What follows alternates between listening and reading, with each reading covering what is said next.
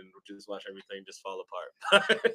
So can Arsenal hold on? And obviously, it's going to be, yeah, if they simply mathematically, if they don't allow more than 2 goals, they'll go through. Yeah, Period. yeah. Can that happen? Mathematically, it's possible. Again, I was talking about the dark arts of Real Madrid, and I'm very worried about it. They're gonna have full Arsenal just like ready. All of their big guns. You said it. Mbappe, Rodrigo, Vinny Jr. They're gonna have to be on their p's and q's because you don't want to get out of the competition like right now. So yeah, I will see. I want to see a bank of backs, 2 goalkeepers. I want that back line just protected. We go venture into the opposite half like only if we know for sure we're going to be able to score a goal. So I'm pretty excited about where it can go. We'll see what we can do with this team. So. Do you think they're going to have a more defensive formation, or what's going to be the game? Well, with Arsenal, I fully believe we're going to rest this weekend because in the Premier League we are playing against Brentford tomorrow. We shall see the rotation of players. I definitely think Saliba and Kiwior are going to have to play together, just because just another game under their belt with their partnership, understanding how to move and pivot in between the two center backs in the middle. It'll probably be somebody else as a center defensive mid for this matchup. We might see Jorginho off the bench. So it's a lot of different intricacies that Arteta gets to play through. But yeah, I'm pretty excited about where we can possibly go with this. Are we getting a prediction, or are we saving that for Monday? Oh, I'm giving the prediction now. Arsenal's going through. If it was 2-0, I would have been much more scared. 3-0 means we can play our game and not be scared. 2-0, we were going to be very nervous. We're going to have to be perfect. But 3-0, it gives us a real chance to be attacking in very strong moments instead of having to rely on individual brilliance to save us. Now we can stay on the front foot, but be very counterattacking instead of we're a very possession based team as it is anyway. But now being able to have a chance where all we have to do is kind of just sit back and relax. The one thing that I'm the most worried about is that if Real Madrid score in the first 10 minutes of the match, what is going to happen to all of those players? Oh, it's going to be fun. Oh, it's going to be fun. It ain't going to be fun for me. It ain't going to be fun for me. I'm going to be the most worried that I've ever been is watching that. So we'll see. They just need one more Declan Rice magic. They get fouled on a counterattack. And if they just get 1 goal, I wouldn't put it past Madrid to get 4, but that's going to be tough against a strong side like Arsenal. Yeah, we're lucky. We rely on our defense. Not lucky, as to say, like we give our defense like our love and care more so than the attack. We don't have any known strikers right now, but we know how to play a very compact game if we need to. So yeah, we'll see. Arsenal does not get blown out anymore. That is something that has been very apparent under Arteta. He does not like to be embarrassed, and because of that belief, it gives us a chance to really push forward. So it's gonna be a good game. I mean, would you agree with my analysis that on paper, Real Madrid are probably the best team in the world? Yeah, on paper for sure. I'm very happy that games aren't played on paper. Oh, that's why we mad at the US. We'll talk about that another time. Hey. We do this very strong. If you've ever watched Chappelle Show, one of the greatest things ever is that Charlie Murphy, the player haters ball. Oh, hate. So whenever I'm like, man, the US, they just need to do this, and he's like, well, I don't know, they're not that good. And I say, hate. Everybody's hating out here. I'm not hating on Arsenal. That's what it sounds like. I guess I'm rooting for them, sure. So yeah, you better be. You better be. Yeah, love to see it. But yeah, it was good talking about Arsenal. I mean, I don't want to drool over those 2 Declan Rice goals, but oh my God, people, please watch the replays of those things. You'll never see 2 better goals struck. One thing that they did, Roberto Carlos was actually at the Emirates to watch, and as soon as he struck that first one, there was a curve around the wall. Oh my God! They went directly to Roberto Carlos. They just flipped over. They're like, "Oh my God!" Because he's the GOAT. He's the GOAT of free kicks. Goat. Like, loved it. And then the second GOAT of free kicks is David Beckham, and that's what Declan Rice's second goal looked like. It was top bins. It was It was almost like you couldn't be able to save it. Like it was a perfect shot. So That was some FIFA. That was some yeah, FIFA ish right that there. RB circle right there. That was that RB. That RB circle. Uh, All right, let's go to our next matchup with the UEFA Champions League. Yeah, PSG versus Aston Villa. mhm. So I was very surprised at how this match started. PSG won that match 3-1. So, but striking first was Aston Villa, and their squad, even with all of their top players, top performers, one thing that I haven't seen from them is their compactness within defense. One Mhm. thing that had always been an issue with Emery playing playing with his team is and managing his squad is to have like the difference in between way too much attack and not enough attack. So all of his top players are playing right now. He had Marcus Rashford, which he got on loan. He had Morgan Rogers, which scored the first goal. He's playing out of his mind right now. You have Leon Bailey, Mark Yeah, that's my Asensio. guy, Yeah, Concacaf. yeah. I want somebody like him on the wing, you know. But PSG, to their credit, they weathered the storm and their Neymar region, Doue. Oh my God, that kid is magic. Mhm. He scored directly right after. You can just see how he wants to play the match. Like he wants to attack players. He wants to get after them. He is always on this front foot. He is always going to be driving forward within his attack. And he does the flips and tricks, but then as well, he knows how to put an RB and circle shot in as well. Yeah. So yeah, that first goal was amazing. But then Kvaratskhelia, the Georgian international, he scored a beauty with his left foot, and he did it near post. Like when I saw that after halftime, I was like, yeah, there's no way Emi Martinez could score that, could stop that. But then Nuno Mendes, the Portuguese international, Mendes. Mendes, Mendes. yeah, you know, we gotta do right by these All names, right. you know. Nuno Mendes, that left back who locked down Mo Salah from Liverpool last week. Woo! He scored a beauty as well, and essentially put the tie out of reach for Aston Villa. You never know. The Midlands, they do one thing. Aston Villa does have. They have a Champions League. They won it back in the '80s, but they got it. Yeah. So their fans are going to be hungry. They're going to be pushing on their squad for the return leg. We'll see what happens. But PSG under this revolution under Enrique, after all the turmoil early in their season, it's lovely to see. What are your thoughts? They had 29 shots. Jeez. 29 shots. I'm loving it. I mean, that's absurd. That's absurd. And the scoreline somehow only 3-1 because only 10 were on goal. But yeah, Villa, I guess, I mean, they are an EPL team. They're the only kind of, I wouldn't call them a Cinderella team, but Mm, a couple of years ago they were in the bottom of the EPL. So they're their only real non-traditional powerhouse yeah, left in the tournament. yeah. So not an underdog, but not one of the big boys. And it's going to be tough. I mean, they are, I believe, playing at home. I think the first game was in Parc des Princes. Yeah. So they have that going for them, but they cannot allow 29 shots. Yeah, exactly. That's what I was talking about. There's either way too much emphasis or attack with Aston Villa or with Emery. That's just how he manages, or it's just not enough. One thing that I saw when he was the manager of Arsenal, it was not enough.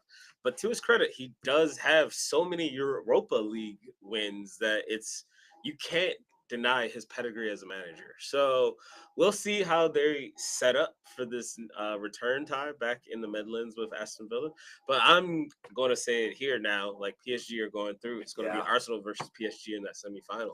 I don't see, even though they have the home field advantage, they were just dominated Yeah. in that first game. Yeah. I mean, that could have easily been a lot more than 3. So it's going to be really tough. I mean, I hope my man Leon Bailey has some magic, but yeah, PSG is going through. Okay.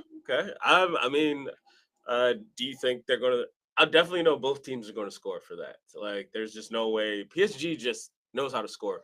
Ousmane Dembele didn't even score in this match. Still amazing. Yeah. Bradley Barcola off the bench, amazing. Like they got some dogs on their Yeah. squad. You got Ramos, their striker from Portugal. He's really good. Zaire Emery, midfielder. He comes off the bench. Like their team is. After all of these years of being under Mbappe as the captain and the main focal point, now like all of the other players are getting a chance to express themselves. Step up. Yeah, Kvaratskhelia and Doue are recent signings, and they're being put into places of impact right now. But they just have the opportunity to just continue to just develop and crush within these moments. Like the French national team has got to be extremely excited that you got a Neymar clone in Doue just moving How old is around. he? I think he's 19. Damn. I think he's a young boy. And he's out here in Paris just cutting it Now up. we in Paris. Now we Paris. Yeah, so going with PSG to move forward in that one. Yeah. Yeah. Again, thanks. I'm with you. Yeah. Thanks for giving them boys watch footy a watch. Yeah, Please give us a like. Click that thumbs up. Yeah, give us a like, give us a subscribe. Tell your friends, tell your parents, tell your spouses, tell your children. Your abuela, whoever. Yeah, gotta love a good abuela or a good Tio Tony. Tio Tony. Yeah, he might come through. Who knows? Our next match that we pushing on through, Barcelona versus Dortmund. This was an absolute battering. Yep. 4-0 to Barcelona. What are your thoughts on that one? And I'll jump in. They smoked them. I mean, it was what else is there to say? It was 4-0, and Dortmund. They were in the finalists last year. A solid team that kind of has historically overachieved a little bit, specifically in the Champions League, considering their budget. But they're just not a great side this year in general. I think they're 8th in the Bundesliga. Yeah, they're bad this year. They're just not good. They're not right there behind Bayern like they usually are. There's again, just like with the PSG match, I just think there's very little chance. Dortmund doesn't have the firepower to put up those goals. I would say it's almost impossible. Do you think there's any shot? I don't think there's a real shot, but I can never say never when a team is going back home for the final leg of that tie. 4 goals without giving up any, just to take Liverpool came back against Messi Barcelona. Liverpool's good. Look, I mean, Dortmund, as you said, was a finalist last year, so they have some pedigree. The squad is completely different, of course, but some of their firepower that they did have, Adeyemi, he was really good last year. I think he's going to be on the watch to leave. It's just tough because they've sold all of their good players over the years. Jude Bellingham was one of them. They had who's that kid? Jadon Sancho, who now plays for Manchester United. That's what they're known for. Yeah, it's selling off their players. But, I mean... Holland. Yeah, Holland as well, so... Yeah, and Lewandowski, 2 goals. Yamal had a goal and at least an assist. So, yeah, that's, they're going to be pushing forward so much. They're going to be so vulnerable on the counterattack that I just don't... I don't see it happening. But the good news for U.S. fans is yesterday they said they're freeing my man Gio Reyna, so he's going to be looking for clubs on a side note. He made a cameo, but he hasn't been starting for them. Yeah, he doesn't play at all for him. But let's heap some praise on some Barcelona. I mean, former Dortmund player Robert Lewandowski, the ageless veteran. I think he's either 36 or 37. He's like our age. Yeah.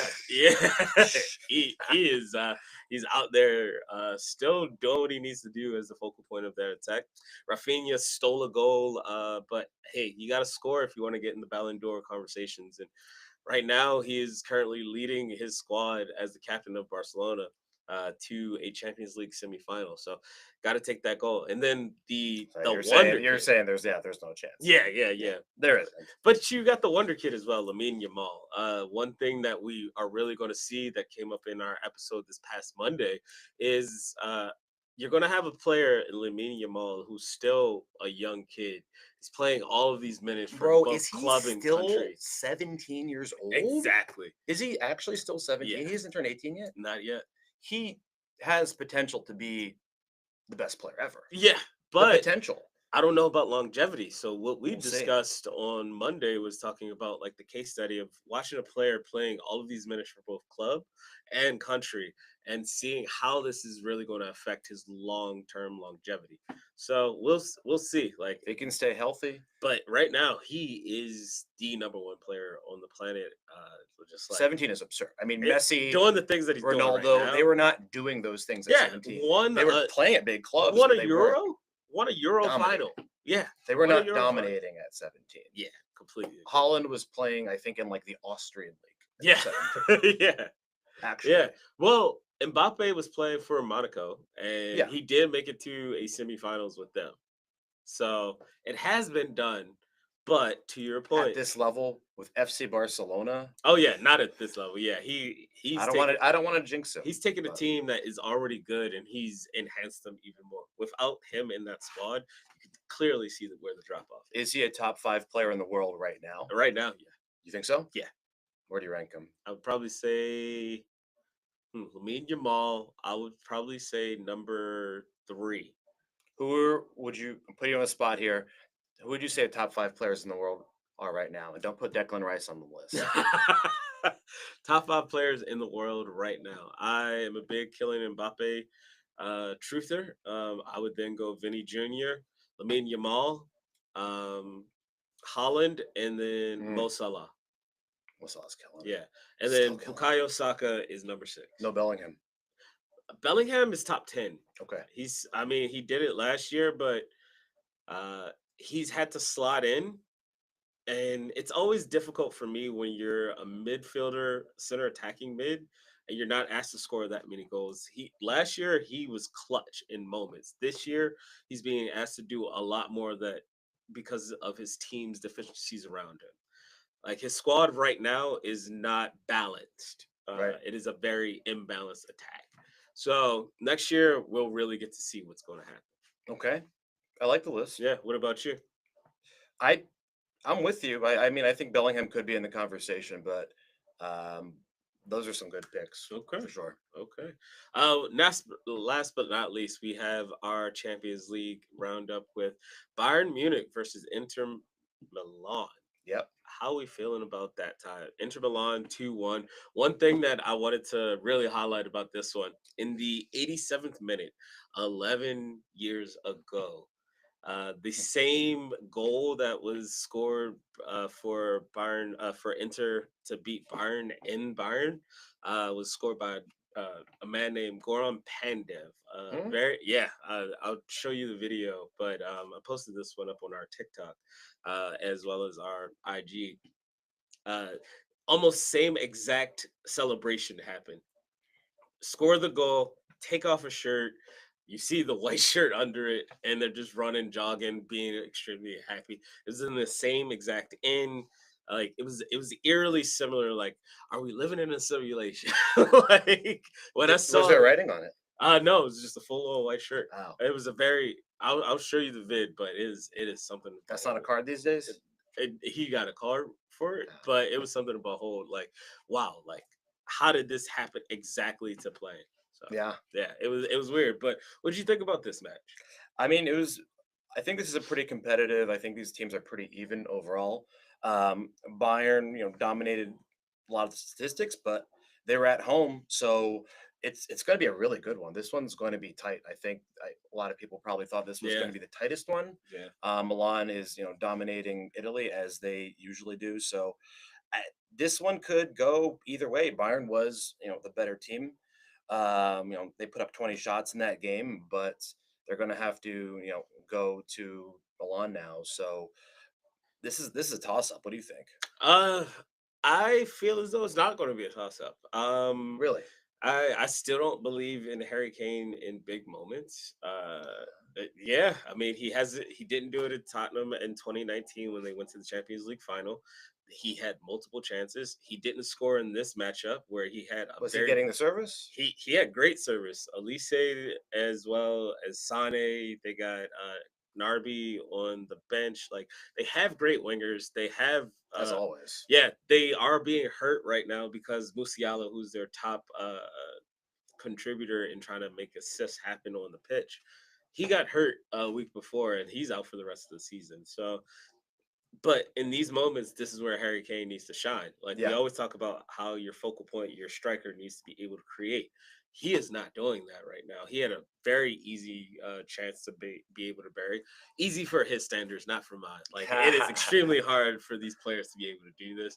I understand that, but if you're looking at this objectively, For someone that's getting paid what he's getting paid bank to be able to make these goals, and I'm just talking about it. Yeah, we're just chilling here in Fight-Eye talking about it. So Exactly. you think I think Milan can go through, having the home field advantage, maybe in extra time. I mean, they are a pretty solid, cohesive team. Very. They haven't really shown a lot of weaknesses in the domestic league, so um, Milan could go through. Oh, Milan could go through. completely agree. Completely agree. I mean, one thing that I really like about that squad, Lautaro Martinez and Taram, they're a very strong partnership up front. And a lot of teams aren't playing striking partnerships anymore. And I really like to see that throwback. Yeah, Like the quattro dos, 4-4-2. I love a good 4-4-2. Same. I mean, the way that modern football is now, you have 4-2-3-1s or you have 4-3-3s that have really emphasized tiki taka, or as we just say, possession based like ball, where it's just very robotic and it's very dull, and like they're going to keep going at you like this. So seeing how they set up and seeing how they can score from just about anywhere, any of their players are able to take it off and then just keep moving forward.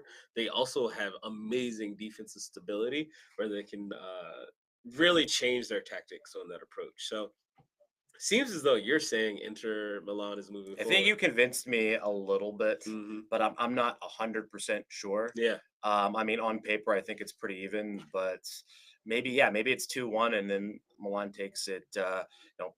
Henry Kane gets fouled, and like Yeah. he misses like a penalty kick. Yeah. That's something like that. Yeah, that's possible. That's possible. But I don't know. Like I'm just going with an Inter versus Barcelona semifinal on one side, and I'm going with Arsenal versus PSG on the other side. Oh man, It's gonna be something.